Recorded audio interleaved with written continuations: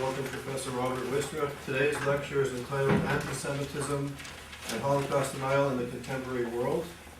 Professor Wistrich is the director of the Vidal Sassoon Center for the Study of Antisemitism at Hebrew University. And as many of you know, there's four, centers that are focused on issues of anti-Semitism around the world. There's the Hebrew University, there's the Stephen Roth at Tel Aviv University, and there's the Institute at the Technical University of Berlin, and now YISA, which is the youngest and newest of the four. And just as an aside, I think when we started trying to create the center here, obviously the Vidal Sassoon Institute was really the model that we were trying to emulate and continue to try to emulate. It's really the preeminent place where people are carrying out high caliber research. So it's really an honor that you're here with us. Professor Wistrich holds the Neuberger Chair for Modern European and Jewish History at the Hebrew University, and he's been the director of the Vidal Sassoon Institute since 2002. He's also the editor of the journal Antisemitism International, which comes out of the Vidal Sassoon Center. In 1985, his book on socialism and the Jews received the joint award of the American Jewish Committee and the Sassoon Center in Jerusalem. In 1991, Professor Wistrich was awarded the Austrian State Prize for his much acclaimed study of the Jews of Vienna in the age of Franz Joseph. A year later, he received the H.H. Wingate Nonfiction Literary Award in the UK for his publication, which is well known to everybody here, Antisemitism, The Longest Hatred, which also became a major PBS documentary that was shown internationally. He has, and which Professor Wistrich scripted and edited the film. He acted as the historical advisor and scriptwriter and editor of several BBC documentaries, including Good Morning, Mr. Hitler, Blaming the Jews, and the acclaimed and popular film Obsession, which came out in 2006. Between 1999 and 2001, he was one of 6 historians that were invited by the Vatican to look into and study the documents relating to Pope Pius XII and the Second World War. In 2007, he published Laboratory for World Destruction, Germans and Jews in Central Europe, which came out with the University of Nebraska. His forthcoming book, which is approximately 1,300 pages, is entitled A Lethal Obsession, Anti-Semitism from Antiquity to Global Jihad, which will be coming out by Random House in October 2009. So it's really an honor that you're here, and we thank you for coming. And just as a note, for Yale faculty and students, there's going to be another small session, sort of a private Yale session, at 11 o'clock tomorrow here at YISA. So if anybody here would like to come, please speak to me or Lauren, and Professor Wistrich graciously accepted to do a special session for the scholars here. So without further ado, thank you and welcome.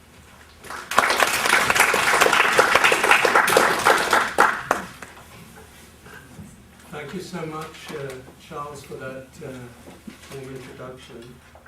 And let me say, much though it surprises me, that this is the first time I've had the privilege to be here on this wonderful campus of Yale University.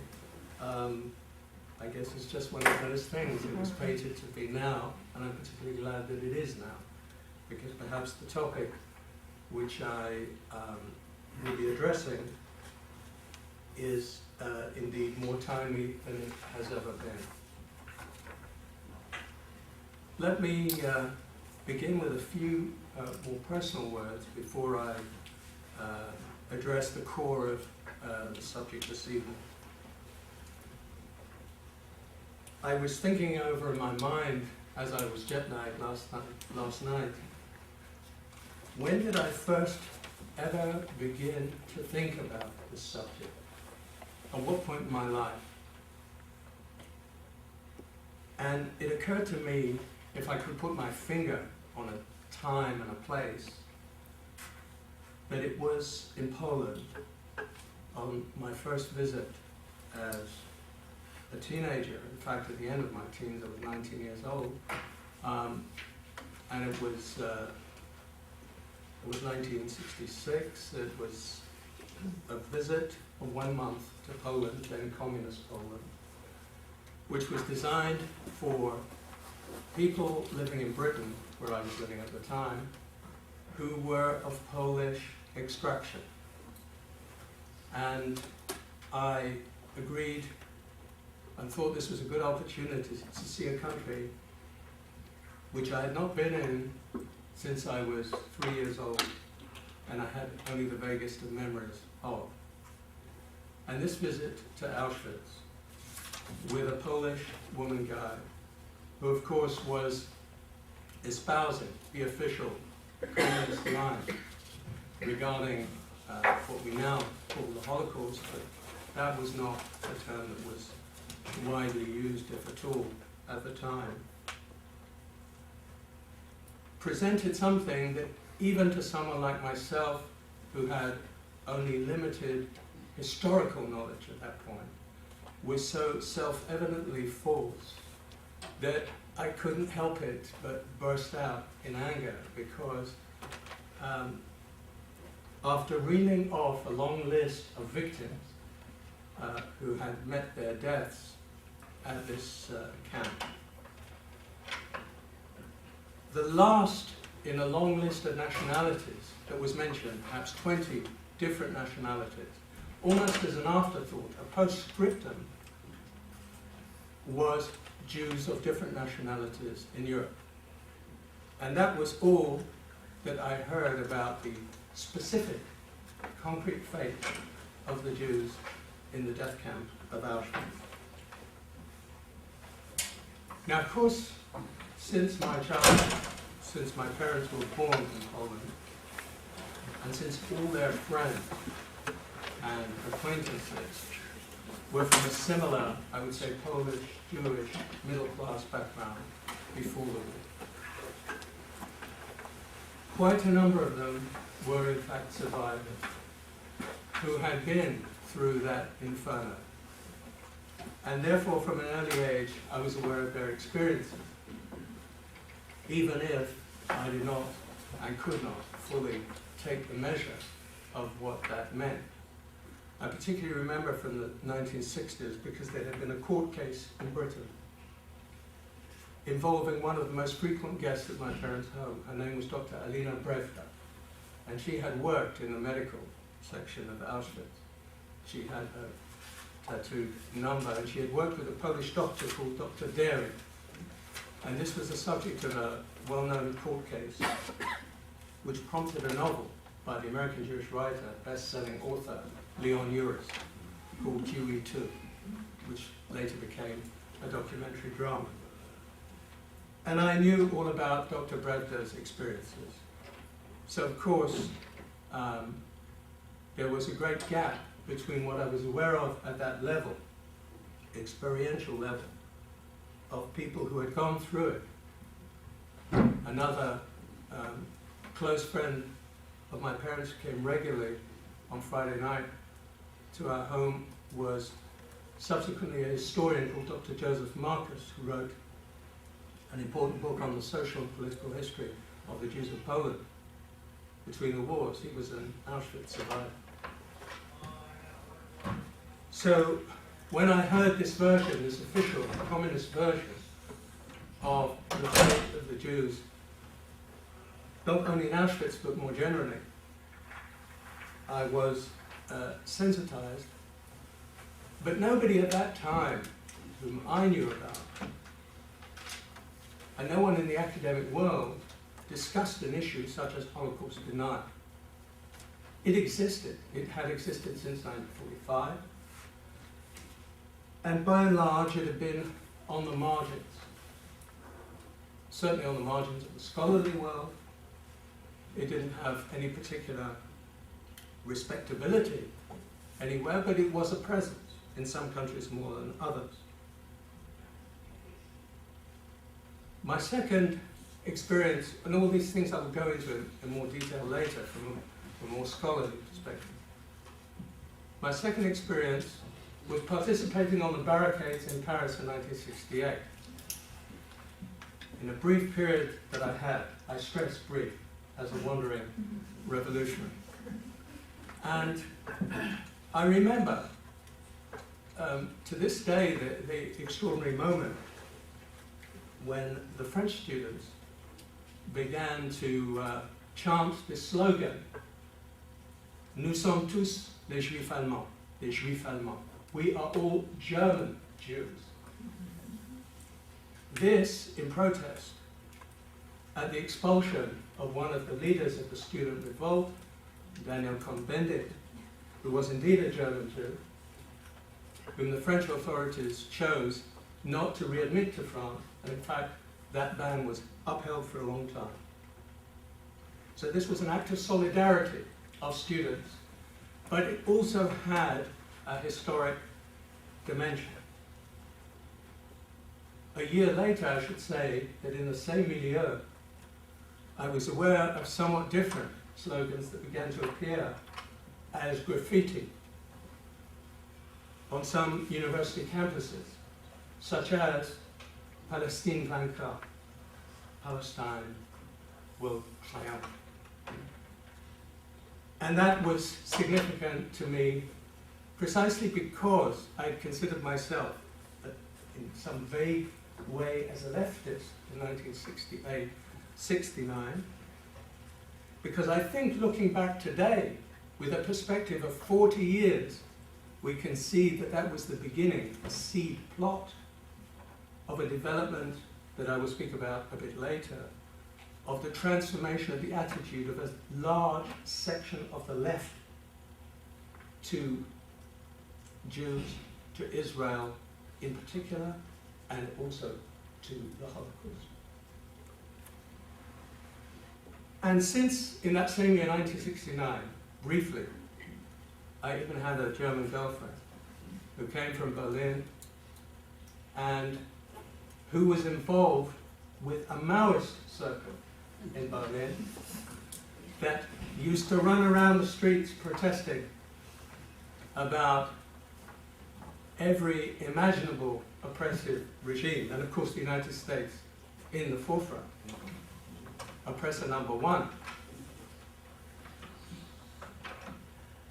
I once accompanied her to Berlin, my first visit, West Berlin at the time, and heard a slogan which even to this day, I can never forget it. A slogan, we have a number of people from Germany in this room, so they'll correct me if I remember it wrong. Schlagt die Zionisten tot, macht die Nahen Osten rot. Beat the Zionists to death and make the Middle East red. This was certainly ultra-left politics, and it made its first appearance, I believe, around that time, and certainly Berlin was one of the centers of this agitation. Next phase, if I'm just drawing a few landmarks for myself, with 1974, I began work at an institution that was a prominent research institution in London called the Wiener Library and the Institute of Contemporary History. And I was the research director between 1974 and 1980. I had just finished my doctorate, I was still in my late 20s, but already aware that something was changing and that it had to do with perceptions of the Holocaust, which by then was a term that was in use. And I could not but become more aware of it because the institution which I began to work at in 1974 was perhaps the preeminent institution in Great Britain and one of the 3 or 4 most important such institutions in the whole of Europe for the study and research into the Third Reich. The Wiener Library, created by a German Jewish refugee from Potsdam, Alfred Wiener, who had escaped to Great Britain in 1939.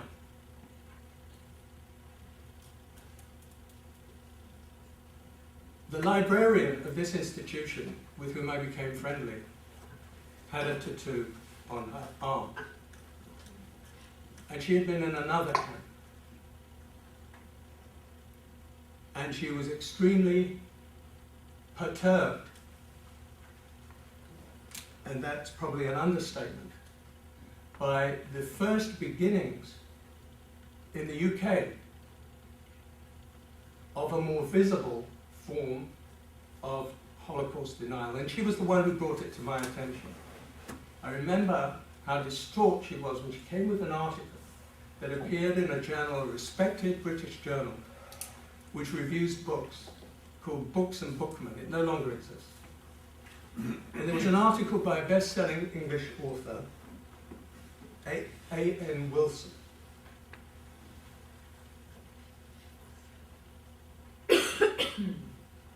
Astonishingly, he chose to write a lengthy review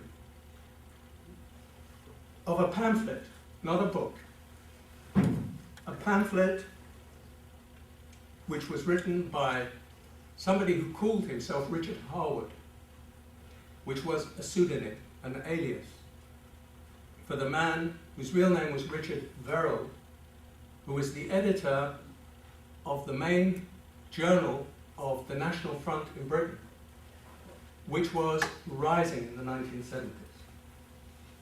A far-right organization, and its journal was called Spearhead. And under a pseudonym, he wrote this pamphlet in which he echoed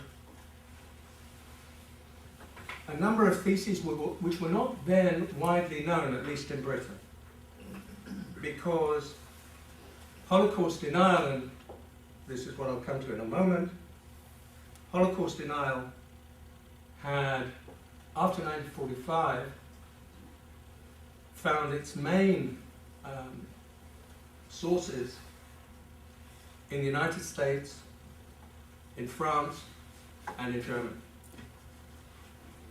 West Germany. But what I remember above all about Mrs. Johnson was the paleness of her face when she showed me this article which praised Harwood's pamphlet, which was a Holocaust denial pamphlet, pure and simple. And a feeling of despair, which I think brought home to me for the first time that if you had actually been through the Holocaust, this was like being threatened and symbolically put to death a second time. An attempt to destroy the memory of what happened was seen, I think rightly, as an attempt to complete the work that had not been fully completed of annihilating the Jewish people. Subsequently, and in the nature of things, my own work became more involved in this area, first establishing the facts and interpretations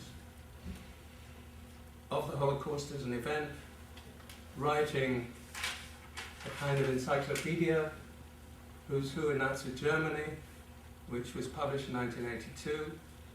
It's gone through, I don't know how many editions, been translated into many languages, and has been particularly successful of all places, and I shudder to think why, in Japan.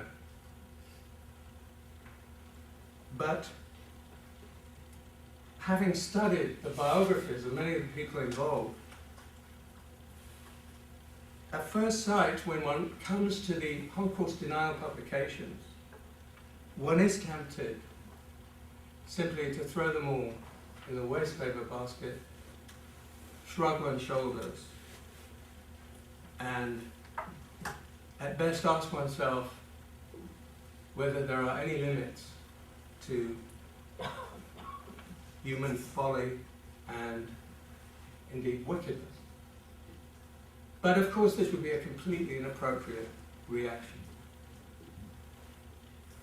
And difficult though it is, one has to recognize the fact that this movement, which should by rights be completely relegated to the margins and barely worth a discussion such as this, it's no longer the case. We don't have that luxury. Because Holocaust denial, for many reasons, does have a future. One obvious reason is that we are more than 60 years since the end of the Second World War. And the number of those who were actually eyewitnesses, who lived through it, is thinning by the year. And soon we will reach a point where there are no more witnesses. And having experienced what it is like to try and communicate the lessons of the Holocaust and what actually happened at a more basic level to the younger generation, and seeing the changes in the last few years, there's every reason for concern. In 1997, I made a film called Understanding the Holocaust for British schools. It was commissioned by the Holocaust Education Trust in the UK. And it's widely used in British schools. And I would say until the year 2001, things were going well. Teachers seemed to be pleased. It was a compulsory topic in the educational curriculum in the UK. It was even being used as a model in a number of other countries. And then occurred a very striking change. And I saw it a few times myself when confronted with 16-year-olds and 17-year-olds who met with the teachers, with myself, and with my co-producer for this film. And we saw that the kind of questions which are now commonplace and discussed even in mainstream discourse regarding, in particular, Israel and Holocaust, that they were coming up spontaneously. Sometimes they were brought up by Muslim pupils, sometimes by others.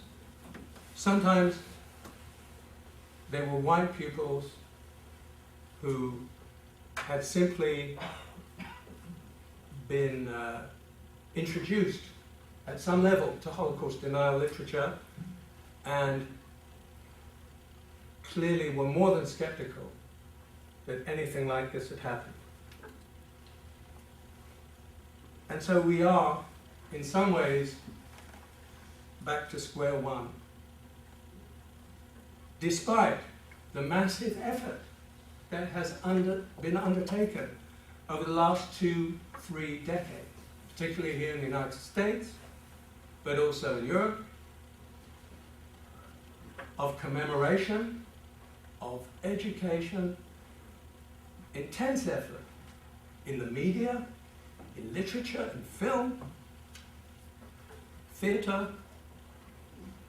The Holocaust, as we all know, permeates the culture of the West. And yet, it seems to me that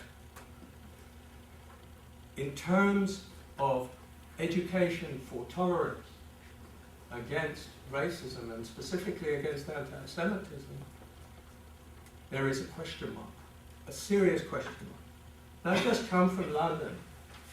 Charles was there as well, and he can no doubt comment if he wishes to about what took place there. In many ways, an important conference in which parliamentarians, particularly from Europe, but from other parts of the world, were trying to devise ways and strategies to combat the alarming growth of anti-Semitism on a global scale.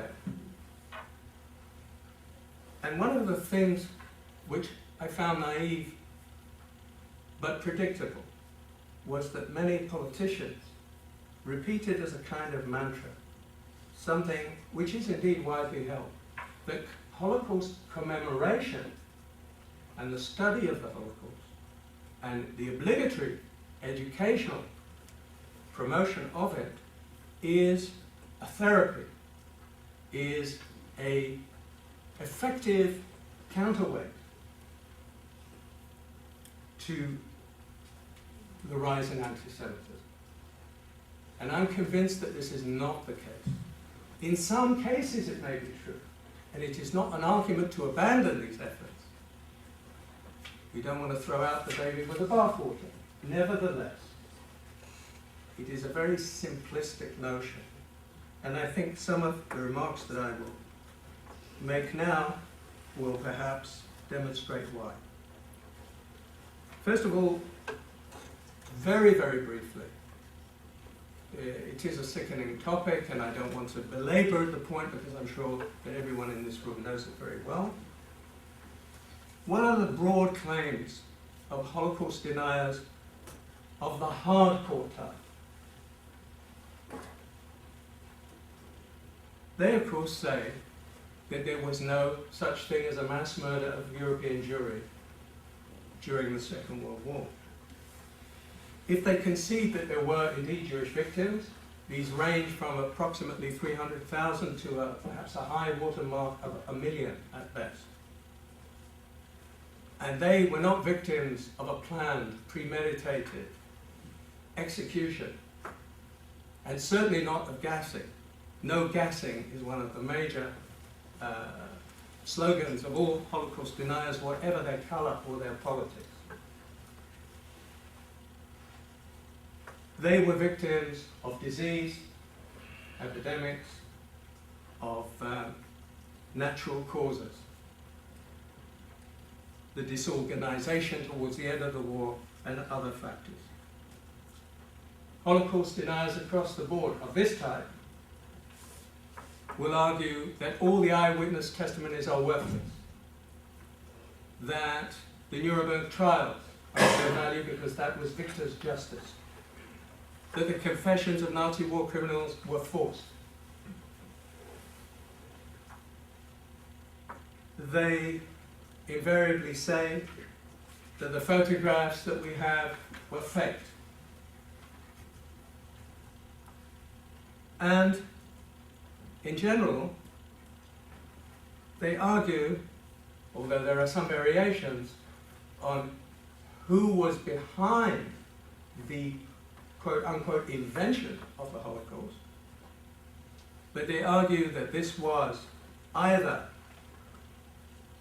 the Allies, the Western Allies, sometimes because they wished to keep Germany down after the war, and therefore it was essential to offload this massive guilt for a stupendous crime onto the Germans, or it was the communists, because the communists needed a cover for their own Stalinist crimes, and what better than to present Nazi Germany as the culmination and the absolute evil, or, and above all, it was the Jews, and especially over the years it became the Zionists. The Zionists who invented this hoax, sometimes together with the communists, and then later that became unfashionable, so it was together with the Western Allies, and eventually even the Western Allies faded from the picture, and it became the great Zionist hoax, which obviously in the contemporary climate is more and more fashionable. If we look at the kind of people who, in the early years, the 1940s, 1950s, advocated such ideas, a number of the pioneers were American. One at least, Harry Elmer Barnes, a historian, as far as I'm aware, was not motivated by anti-Semitism. He came from the isolationist school, and he was convinced that the crimes of the Allies themselves in the bombing of German cities, for instance, were infinitely worse than those attributed, which in any case he didn't. Believes the German crimes were the result, at best, of a breakdown in the food supply and and such factors. Another American pioneer of German-American background, and this is a fact not to be overlooked, although it is sometimes, that people of German extraction have at times been prominent among the hardcore Holocaust deniers. One good example today is the Australian, Frederick Tobin, who was the German, of German descent. An American who was prominent in this area was actually formerly a professor of English at LaSalle College in Philadelphia. His name was App, and he wrote a book called The 6 Million Swindle, Blackmailing the German People for Hard Marks with Fabricated Corpses.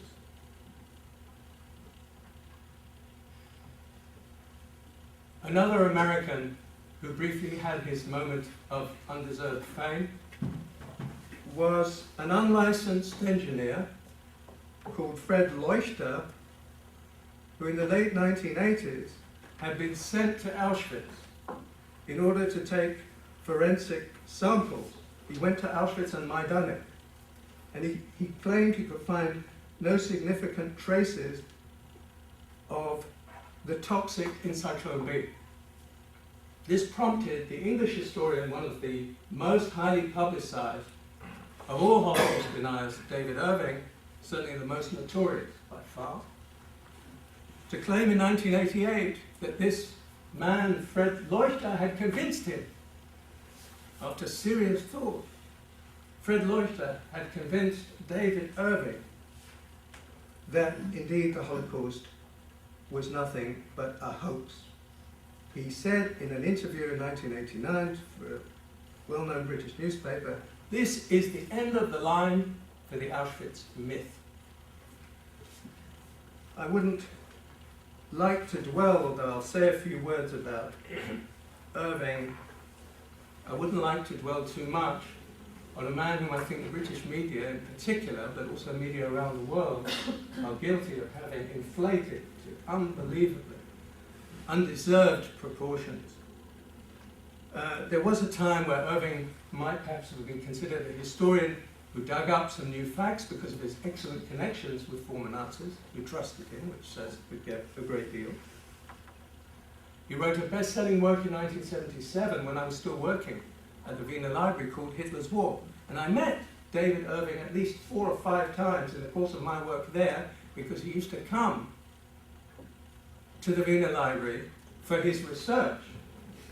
And I didn't know that much about him at the time, but he was really a frightening person to be sitting opposite. And that was before I knew anything about his reputation. And Mr. Johnson always warned me about him. He said, "There's nothing we can do. We can't close the library to him." But she didn't know how right she was.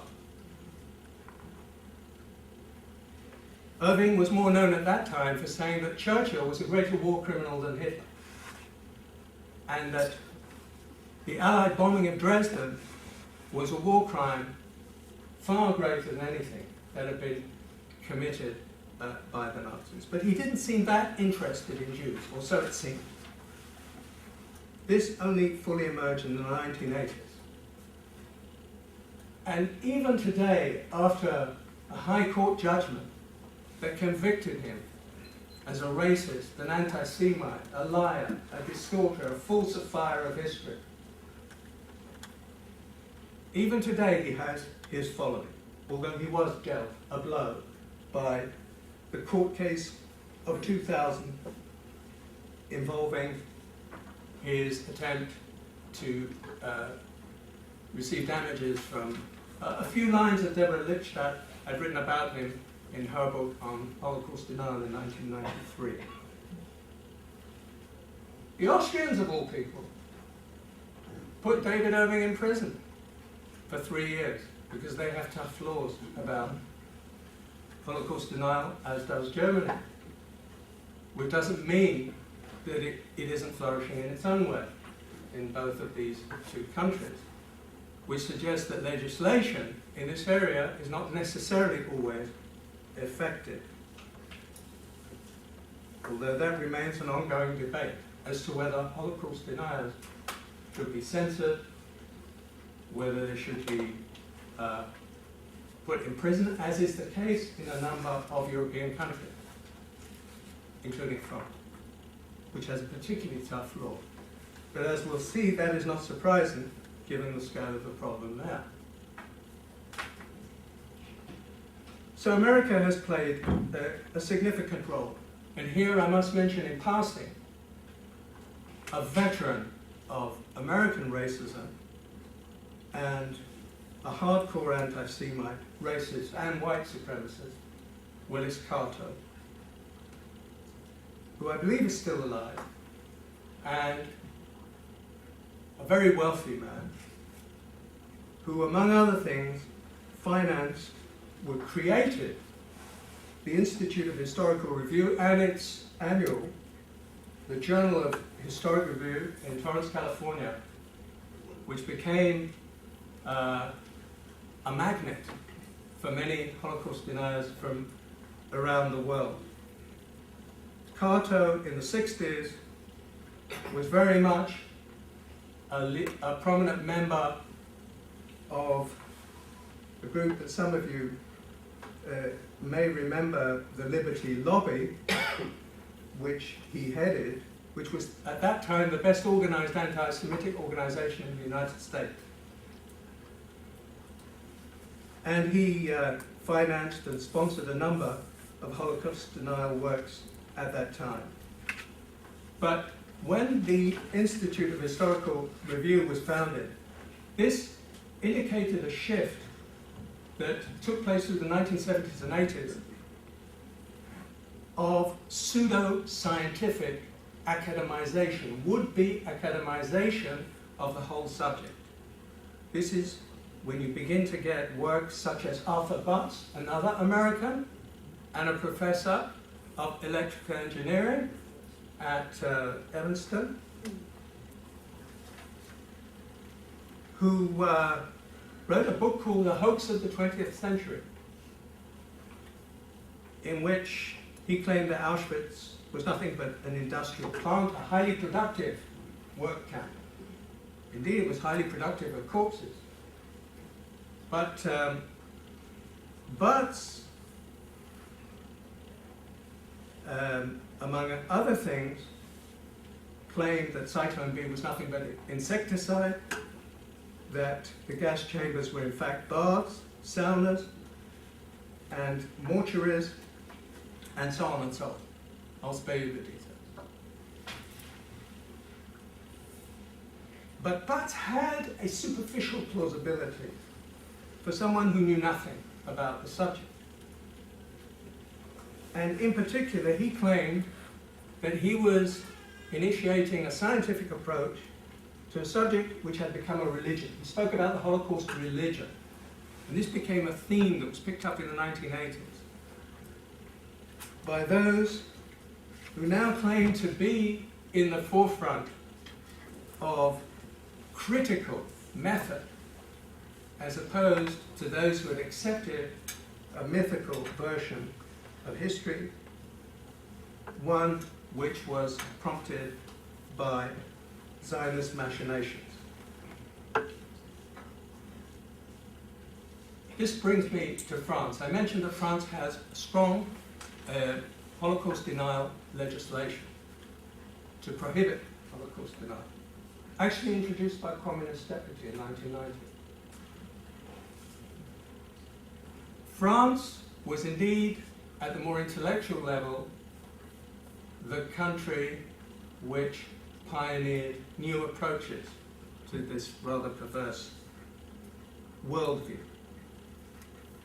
The pioneer, the first one, was an out-and-out fascist, Maurice Valdès, who published a book in 1948 called Nuremberg, about the Nuremberg trials. Nuremberg ou la terre promise, or the promised land,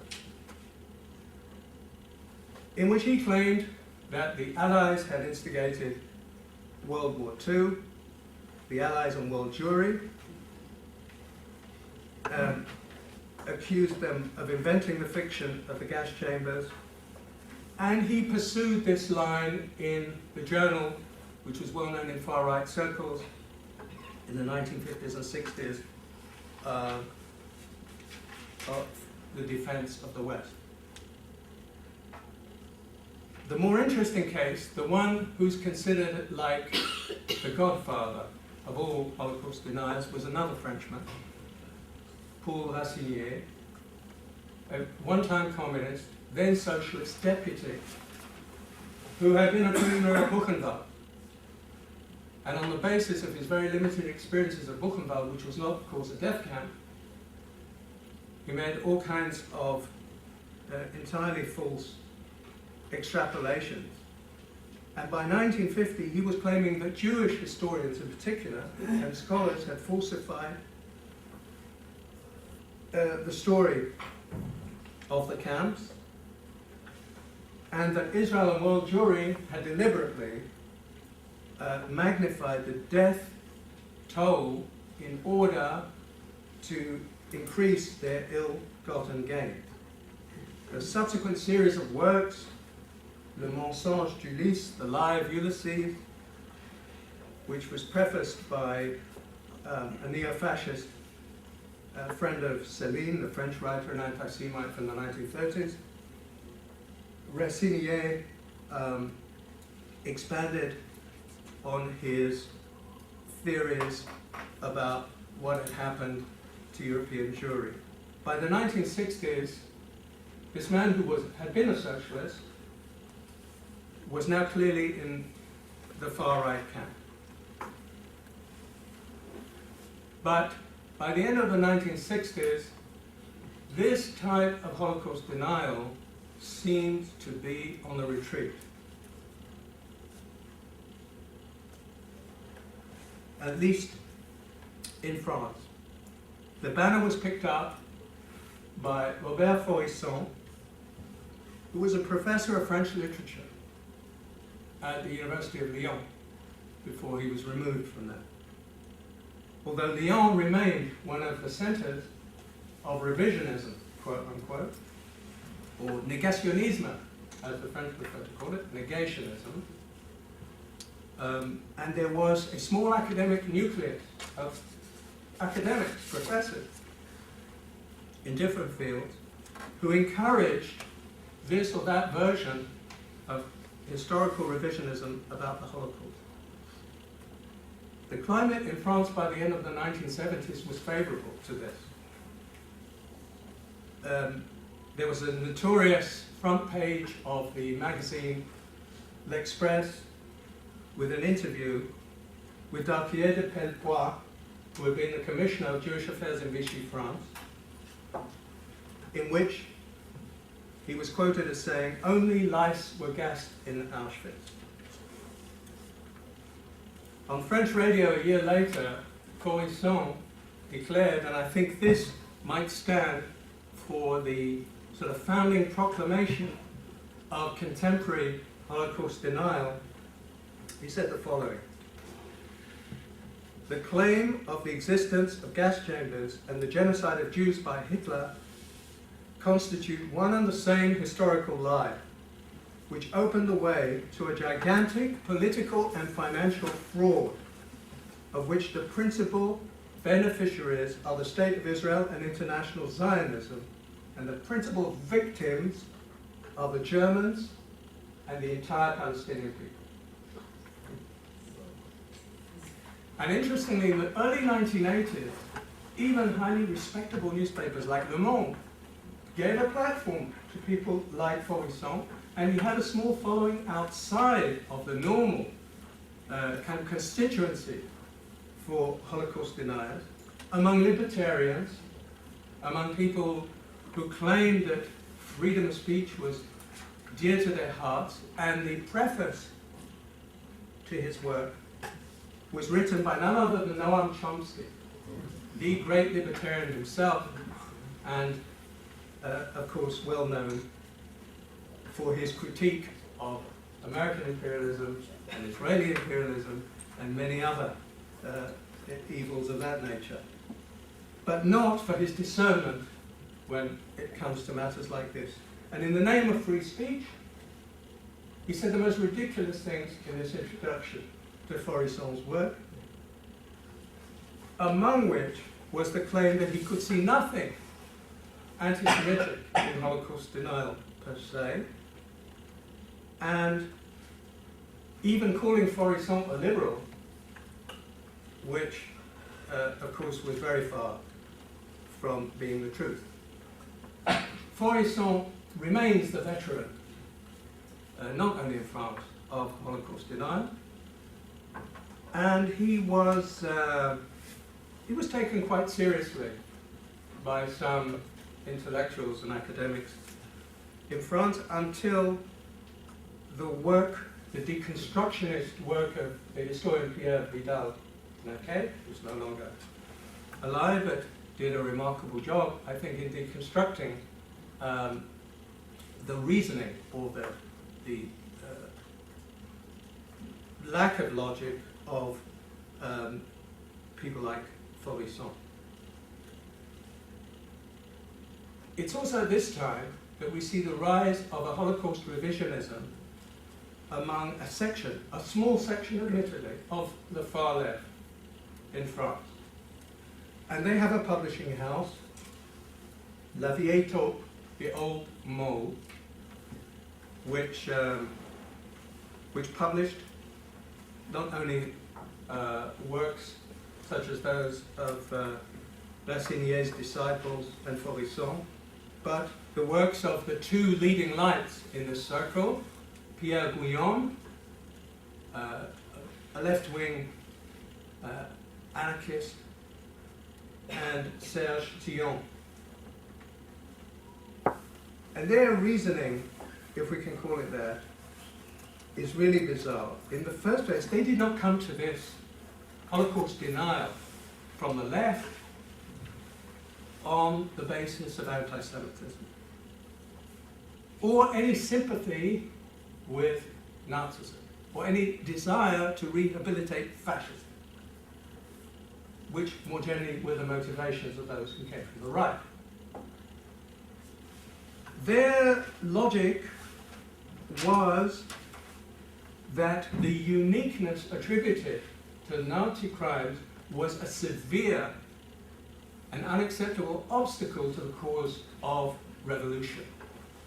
That it had created the misconception about who the real enemy was. They were opposed to the anti-fascist consensus that had developed around the idea in post-war Europe that Nazism was the ultimate expression of evil.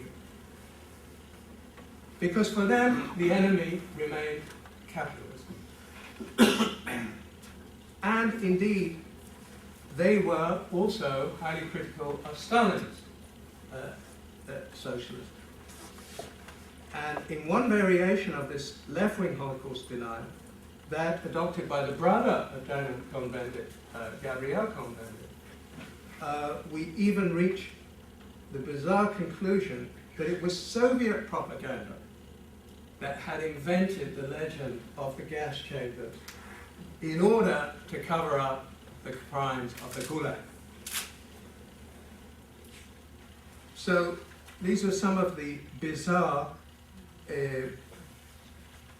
side effects of this kind of reasoning.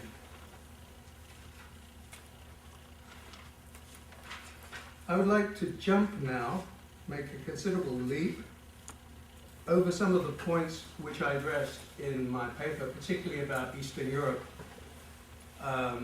Not because it's unimportant, I'll be happy to answer any questions relating to the Soviet Union, to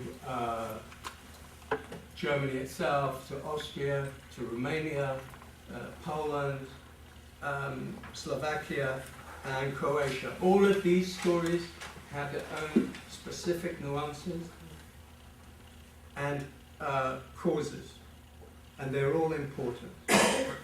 But because of the pressure of time, and also in order to be able to explicate a little more closely what I see as the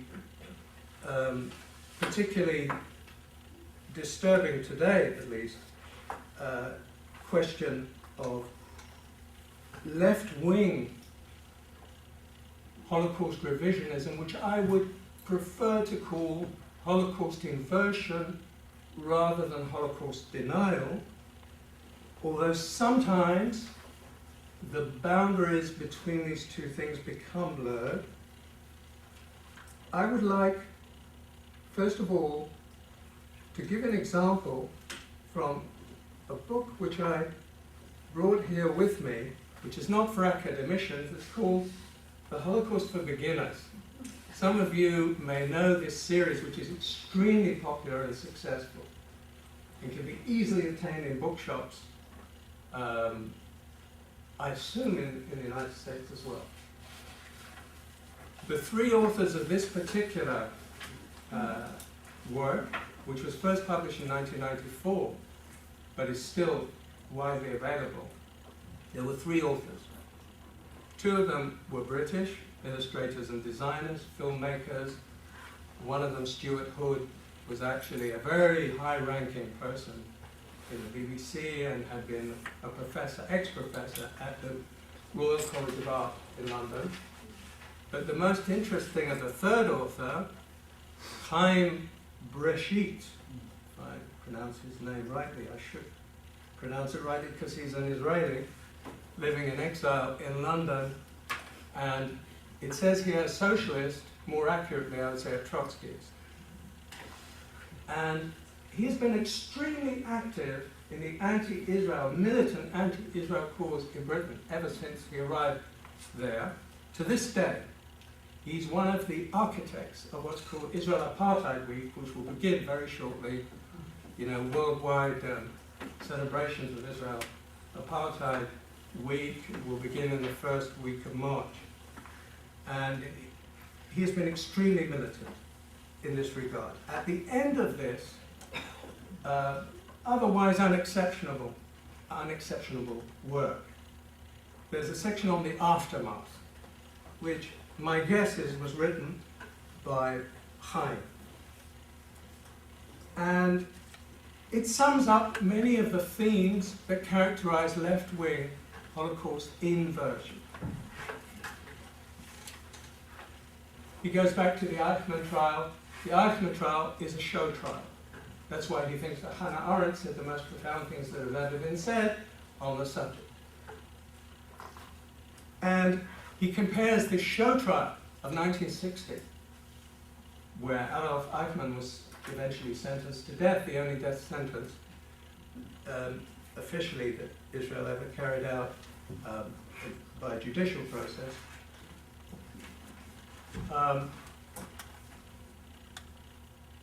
He compares it with the Soviet Stalinist show trials, with Nazi Germany's show trials, and he says that this was a falsification, typical of Israel, a falsification of the Holocaust to serve national and political ends, just as the Demjanjuk trial, he says the same thing, which happened in 1980s concerning a Ukrainian guard in one of the death camps. His point is, regarding the aftermath, that Israel and Zionism have always used the Holocaust, exploited it, in order to blunt or prevent any criticism of the state of Israel. That's one major point. Secondly, he claims that Yad Vashem, because of the monopoly that it had, certainly at one time, I would say, not today, on interpretation of the Holocaust, whether in Israel and to some extent abroad, that it deliberately favored an intentionalist approach which assumed that anti-Semitism was a driving force of the Holocaust, when it clearly, if you read this work, it was not. In fact, it was altogether secondary. Now that is a school of thought. Obviously nothing anti-Semitic about saying that. What is interesting, and of course completely misleading, is the assumption that there is any kind of hand of the state, either in Israeli academic life or that I can speak from personal experience, which favors, encourages, promotes an intentionalist approach. Simply, things don't work that way, quite apart from the fact that it is not in itself true. More significant is the point usually made by Jewish anti-Zionists in this form of Holocaust inversion, which is to say that Israel has illegitimately set itself up since its foundation as the spokesperson for the Jewish dead. More legitimately, the one point I would agree with in this aftermath is the scandal of the fact that by negotiating the claims conference deals which permitted Israel to receive much of the compensation that was given from Germany, this ended up very much being at the expense of those who actually suffered, the actual victims, who were given a raw deal in Israel, much more so than there were elsewhere. This has come to light much more in recent years. It is a scandal of the first order and has been treated as such within Israel itself. This is virtually the only point in the aftermath that I think is accurate. But where this form of Holocaust inversion becomes more blatant is where it is said that the Zionists successfully milked, this is a word that's used, milked the guilt complex of the West, not just of Germany, but of the United States and the West as a whole, the guilt complex of the West, in order to carry out, to implement its own racist policies towards the Palestinians, and creating this connect between two very different things, and in particular, the use of this idea of exploitation and milking of a guilt complex, and suggesting that the West played along with this because of its own anti-Semitism. It was only too willing. These are vast generalizations, of course, that wouldn't stand up to close analysis. But the West played along with this because the colonial solution to its own, as it were, crimes vis-a-vis the Jews was the convenient one. I would say this is a mild form as things go, and in comparison with what goes down today, this is still a mild form of what we get by way of left-wing revisionism. I myself was involved in a debate just over 20 years ago that took place, quite an intense debate in London over the staging of a play called Perdition by a working class, Irish working class, left-wing Trotskyist playwright called Jim Allen.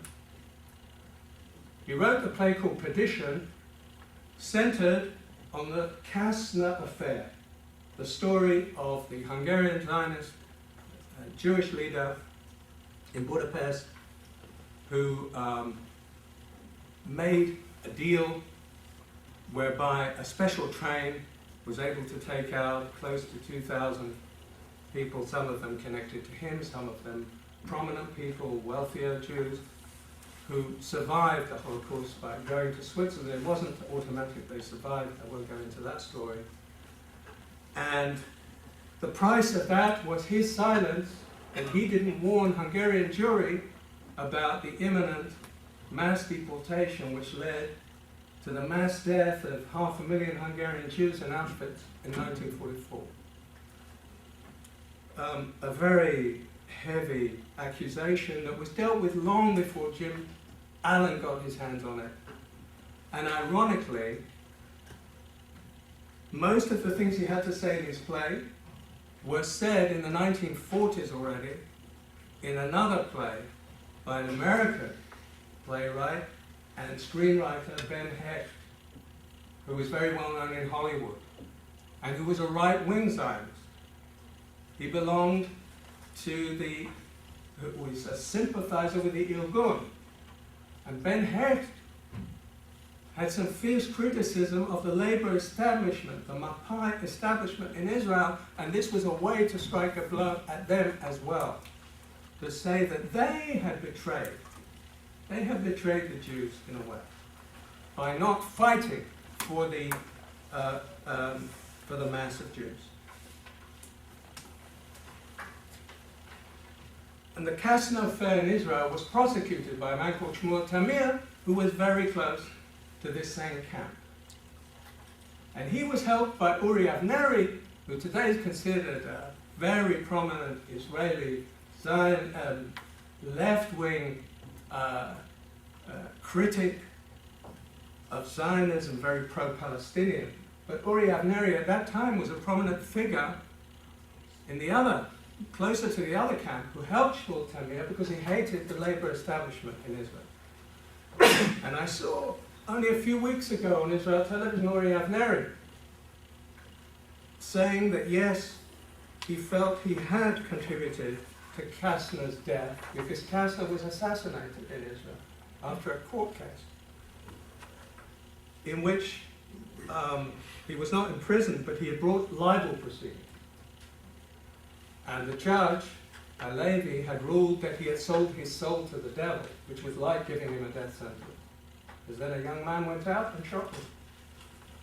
He'd sold his soul to the devil because he had made a deal with Eichmann and with the SS. All this is very difficult to establish the full truth. I mean, even to this day, whether Kastner was really what he was made out to be. What is significant here is the use that Jim Allen made of this story. And he claimed that he had struck the most devastating blow against Zionism ever struck because he had tackled the myth, he uses the term, of the Holocaust. But when he uses the myth of the Holocaust, it's not to say, as the hardcore deniers say, it never happened. It's rather to say, yes, it happened, but the Zionists were co-responsible. They were at least equal in their responsibility to the Nazis. They were complicit from the word go. And a lot of left-wing discourse today, around the world, repeats this in parrot-like fashion.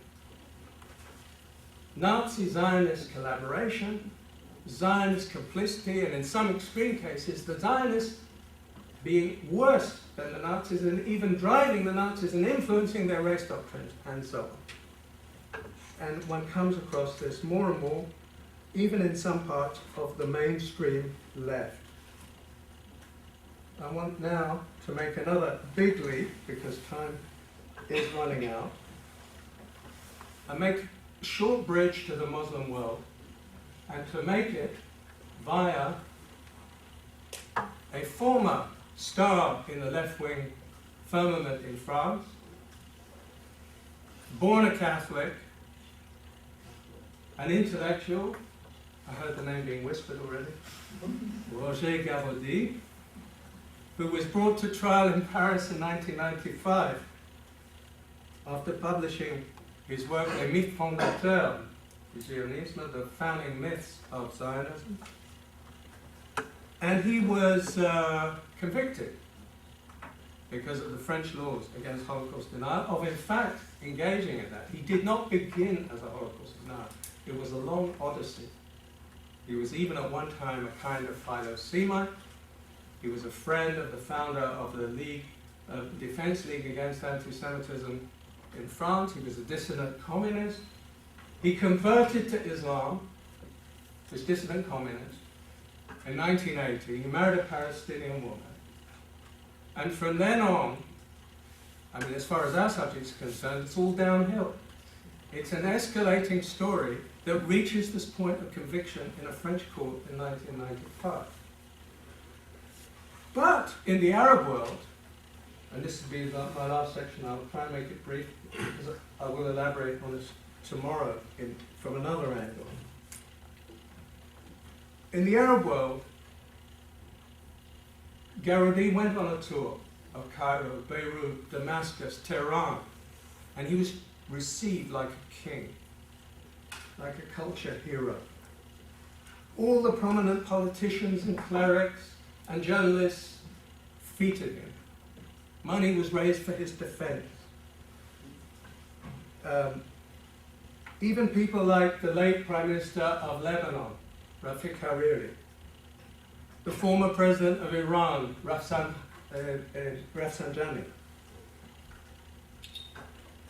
prominent Palestinian intellectuals, they all presented him as a martyr of Zionism, of a world Jewish conspiracy. He had dared to say the truth. Rafsanjani, a prominent figure in Iran, even said that after studying Garaudy, he finally understood there were only 200,000 victims, and of course the Zionists had inflated this beyond all imagination. And the truth is that in the Sunni Arab world, Holocaust denial in the last 15 years has become extremely widespread and popular. You find it in mainstream newspapers, some of them state-sponsored, some of them opposition papers, among intellectuals and journalists. You find it in documentary programs, of course, in sermons. It is so widespread. The Auschwitz lie. This is a clear case of Arab anti-Semitism having imported something from the West. A lot of Arab anti-Semitism and Iranian anti-Semitism is indigenous and arises from Islamic sources. But in areas like the Holocaust denial, it is quite obvious that this is an importation, but the success of this implant can only be explained in terms of an extraordinary desire to believe that indeed there was a hoax involved. When I made the film, The Longest Hatred, a term which I coined in 1990, I will never forget the interview in Egypt that we did with the translator, an Egyptian, who translated Arthur Butts. He said he was translating Arthur Butts' book, The Hoax of the Century, and that previously he had been responsible for one of the translations of the Protocols of the Elders of Zion into Arabic, of which there are many, many editions and different translations, and it's been a bestseller in many Arab capitals, and even today it is very widely distributed. Even in countries, non-Arab countries, Muslim countries such as Turkey, where it's been a bestseller very recently.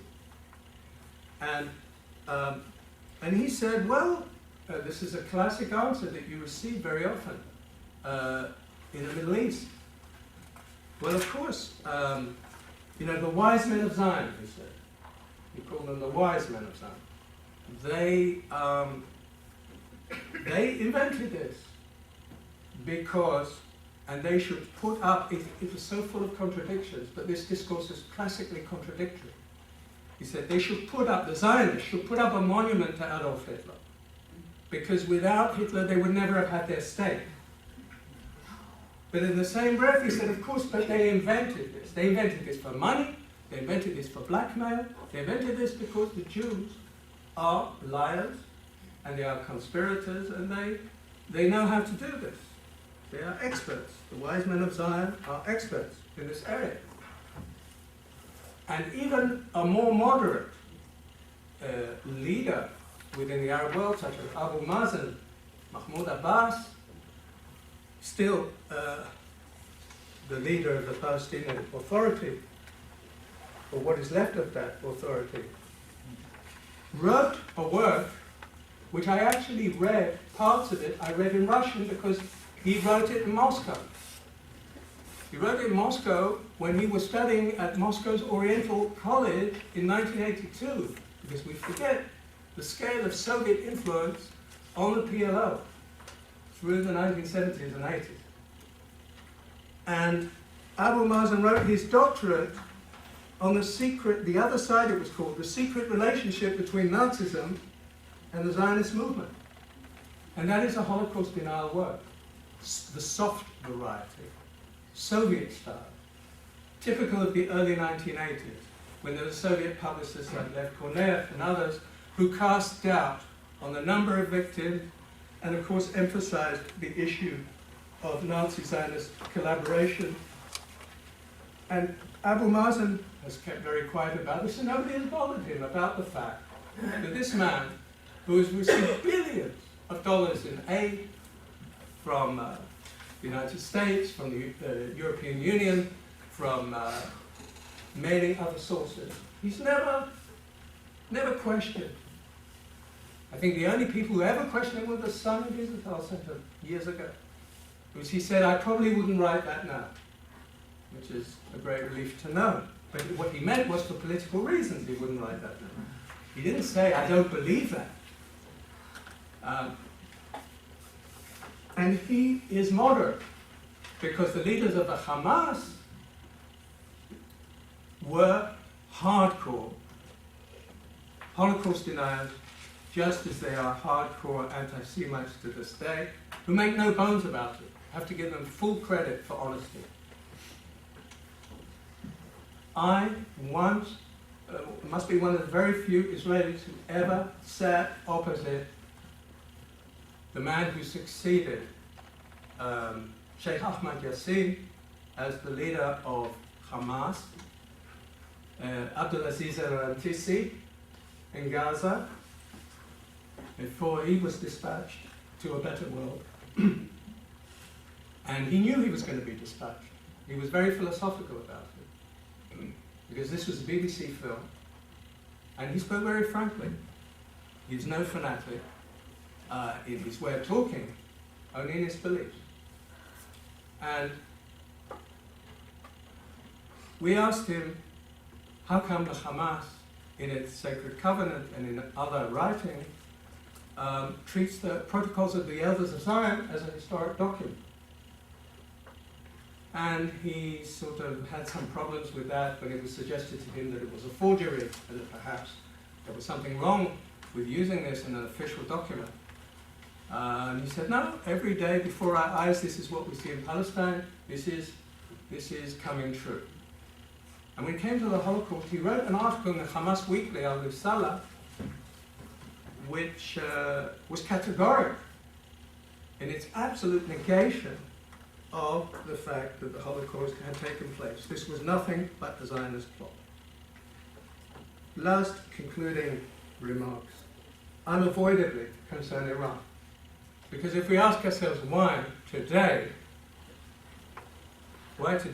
we have to be very concerned about the role which Holocaust denial plays in a broader spectrum of views that concern anti-Semitism, anti-Zionism, terrorism, jihad, the struggle of Iran to establish its regional hegemony as a first stage in implementing its ambitions.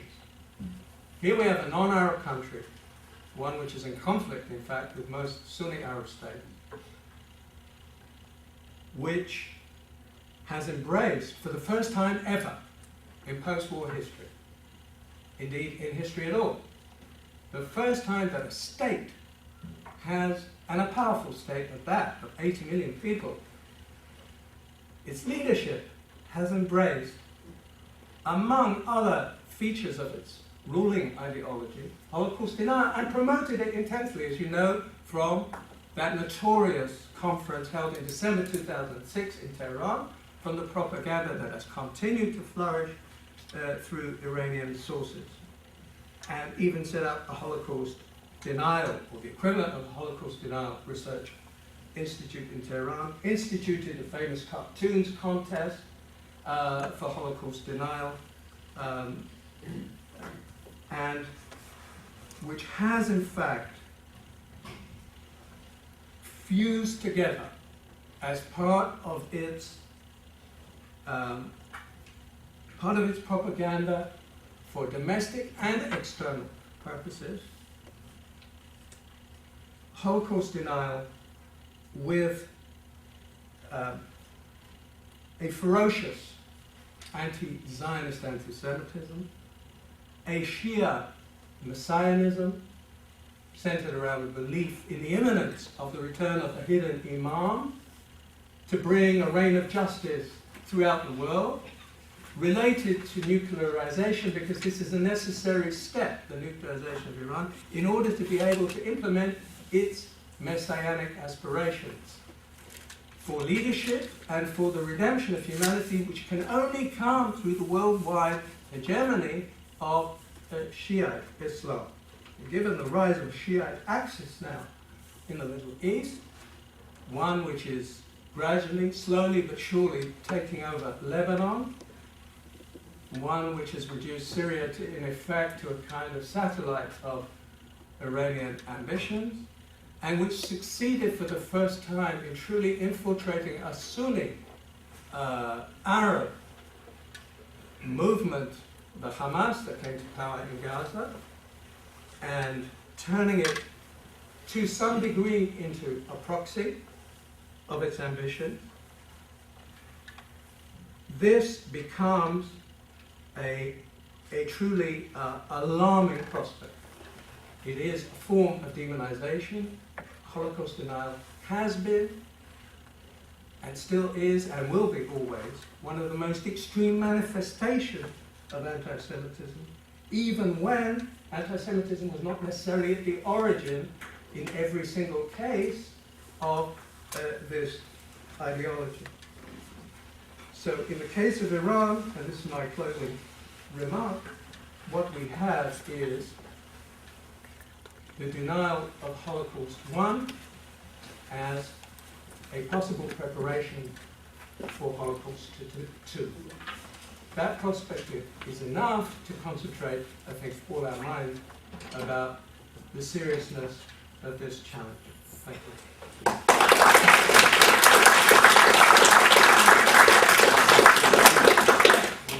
Thank you very much. We have a good time. Questions and answers. Thank you very much for this interesting lecture. I have 3 questions. First, You know what? I'm sorry, we have like 20 minutes. Yeah. To leave it. If you ask one question. yeah, okay, I can just one of them. To put all the 3 questions in one question, that's the term inversion of truth. Our colleague friend Joel Fishman is using this term also, that means some Arabs and Muslims, including Iran, not Iran, but groups sponsored by Iran, use the term Holocaust, like your webpage holocaustingaza.com.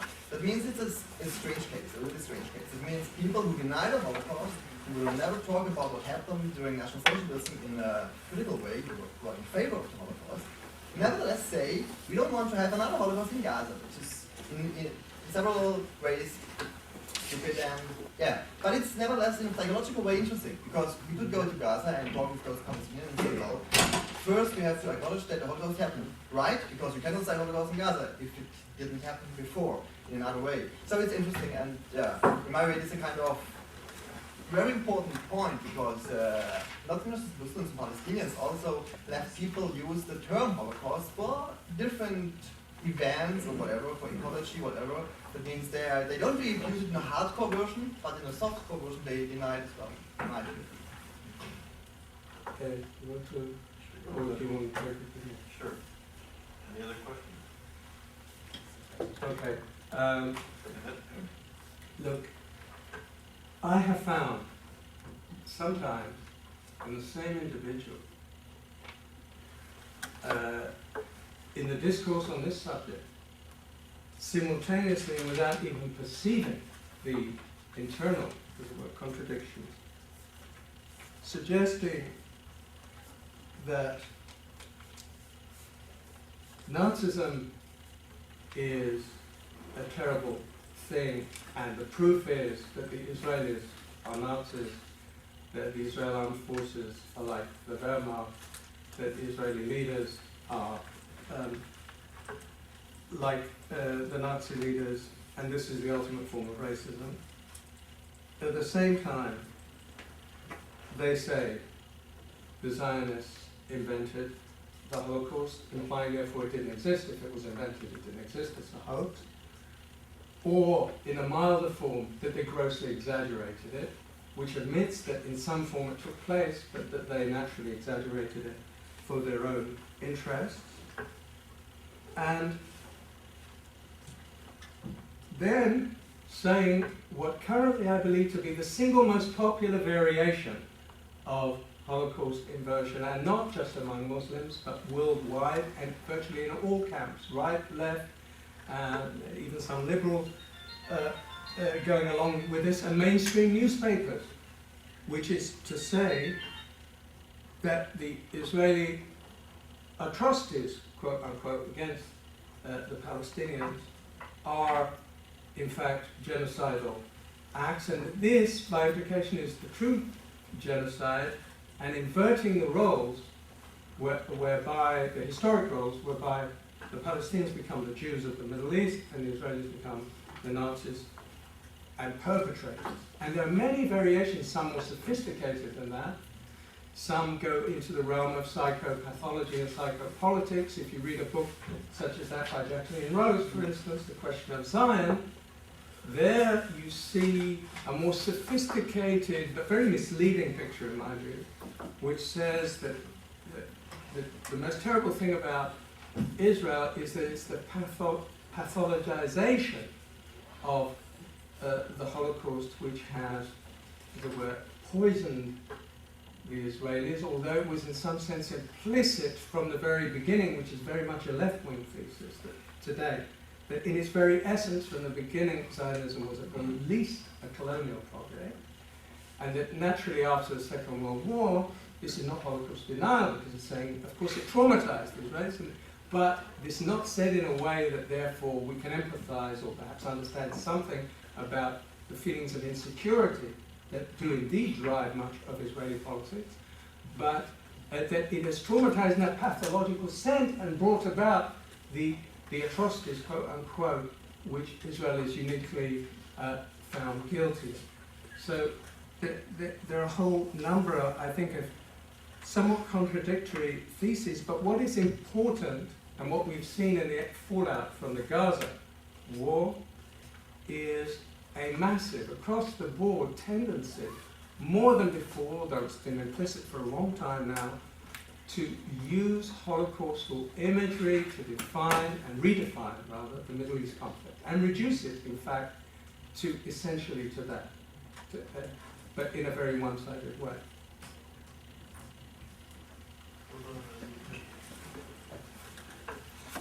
Say something of the issue of the current issue, the Catholic Church and the Pope and the dissident bishop. Yes, Benedictus XVI certainly is landed himself in some heavy waters, and I think I recently read what I thought was quite an astute assessment of what went wrong in the whole case associated with this Catholic bishop, British, Richard Williamson, who is a Holocaust denier of long standing. And therefore the question arises, if he was rehabilitated and reintegrated along with other members of the Pius X Sacred Fraternity in the Catholic Church by Pope Benedict XVI, is it conceivable that people in Rome in the Curia were unaware? Is it conceivable? The answer is no. Of course they knew. Did the Pope know? Was he properly informed? Perhaps there's a question mark. Difficult to believe, but not impossible. that this man, who's a theologian, an intellectual, a German intellectual, and therefore, as Der Spiegel defined him, I think very appropriately recently, weltfremd, not really aware of what's going on, outside of his sort of narrow theological universe, that he might not have known that this particular individual was a Holocaust denier and anti-Semite, out and out, open anti-Semite. But even in the best case scenario that he knew nothing, it's of course terrible, because it shows that it shows a complete drift and lack of coordination and lack of judgment, astounding lack of judgment in the highest circles of the Curia. I'm pleased to say that many Catholics were appalled, particularly in Germany, by this, and in fact believed that the Pope should stand down, which of course I imagine he won't do. But that was noteworthy. There was a sense of deep disappointment, but there's a consistency in all this, I think. The very desire to reintegrate such a small section of the Catholic Church. People say the maximum numbers involved in this Pius X fraternity is 500,000 people around the world, in the largest Christian denomination of over 1 billion believers. Why was it so necessary to reintegrate these people who denied Vatican II, who are fundamentalists of the first order, who are definitely a strong strand of anti-Semitism among the other things within that fraternity? All these things were known, yet it was so important to the present Pope to have them back on board. What does that tell one beyond all the things that one already knows? And I think many Catholics themselves understand that.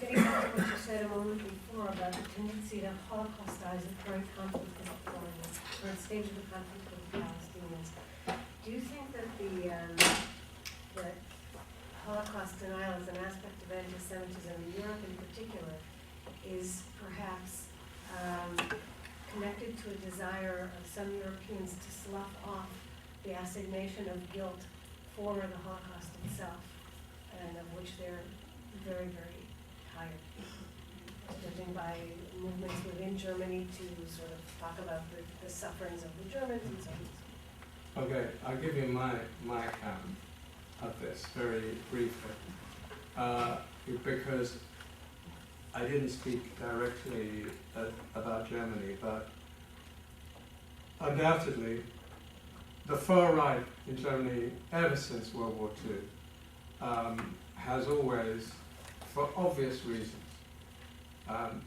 denied the Holocaust. And this has been true of most far-right movements in this or that measure, to a greater or lesser extent, because it is the main historical, political, psychological obstacle to fully rehabilitating some form of extreme nationalism or fascism. Because long as there is that stigma of mass murder associated with it, it's very difficult to fully revive. So, and in the case of Nazis, former Nazis, neo-Nazis, it's self-evident why they would be interested to do this. You had works like the Auschwitz Mythos and such titles in the 70s emerging openly in Germany, and so on.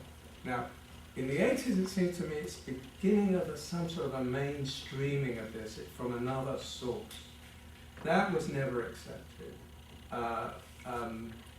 into the heart of the debate, although probably Clemens, who has studied this more closely than me, as far as Germany goes, might say something about that question. I believe something happened in the 80s.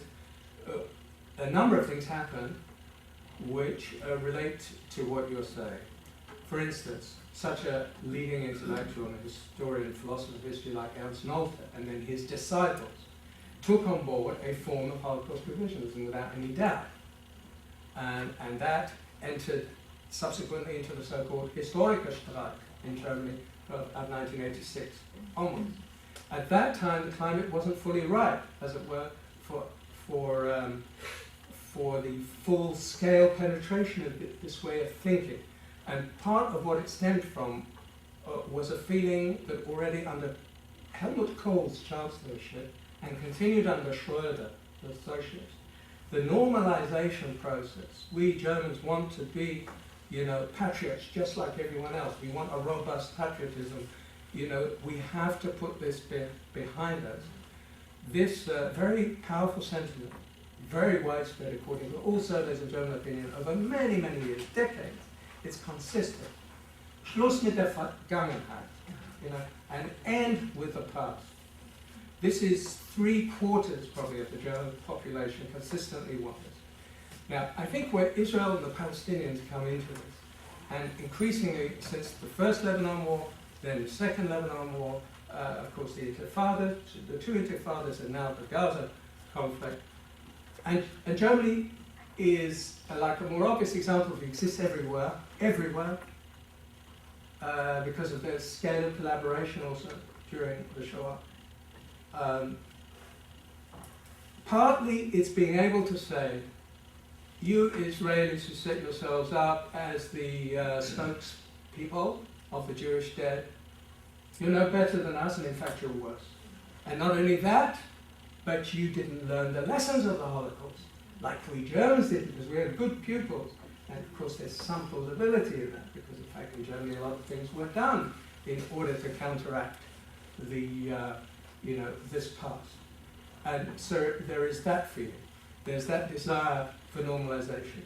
There is the feeling expressed by prominent German writers such as Martin Walser, and that whole Walser Debatte in the late 1990s, when he talked about the Holocaust. Stop using the Holocaust as a moral cudgel, a stick with which to beat us.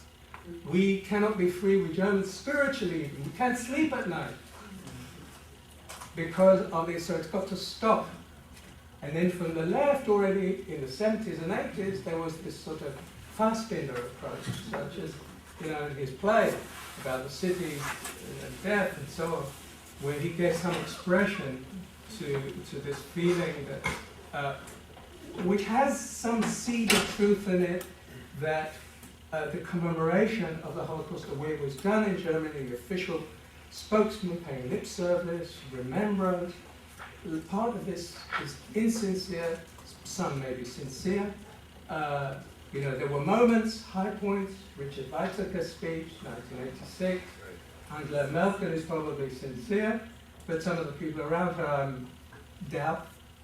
And then there is this Stammtisch, the ordinary Germans who are sick of it, and also the business of the reparations, and they don't feel that they are, that they should be burdened with it. And this produces what is often called in Germany, for some reason, sekundäre Antisemitism.